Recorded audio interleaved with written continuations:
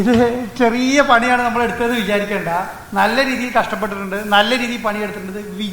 ഇത് വിജയിച്ചാൽ ഗുണം ചെയ്യാൻ പോകുന്നത് കേരളത്തിന് മാത്രമല്ല അർജന്റീന ടീമിനും കൂടി ആയിരുന്നു. അത് അവർ മനസ്സിലാക്കി വന്നാൽ നല്ലത്, അല്ലെങ്കിൽ അതിൻ്റെ നടപടി സ്വീകരിക്കും. Thank you. അപ്പം അതിനെ സംബന്ധിച്ചിടത്തോളം എന്താ, അതിനെ സംബന്ധിച്ചിടത്തോളം ഈ 2026 പിന്നെ മെസ്സി വരുമെന്ന് അവർ തന്നെ പറഞ്ഞുകൊണ്ടിരിക്കുക. അവർ തന്നെ ഒഫീഷ്യലായി പറഞ്ഞല്ലോ കേരളത്തിലേക്ക് വരുന്നുണ്ടെന്ന്.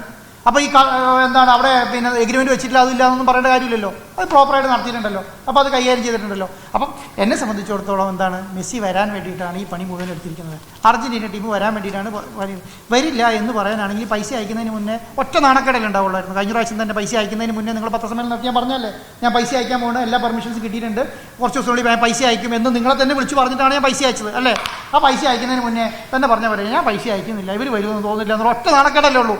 പൈസ അയച്ച് പൈസയും കളഞ്ഞ് മോശക്കാരായതിന് ശേഷം ഞാനിത് ചെയ്യേണ്ട കാര്യമുണ്ടോ? അതിൻ്റെ ആവശ്യമില്ലല്ലോ. അപ്പോൾ ഇപ്പോൾ നമ്മൾ പൈസ അയച്ചിട്ടുണ്ട്, ആ കാര്യങ്ങൾ മുന്നോട്ട് പോയിട്ടുണ്ട്, പൈസ റിസീവ് ചെയ്തിട്ടുണ്ട്. ഇനി ഒക്ടോബർ നവംബർ വരുമെന്ന് നോക്കാം.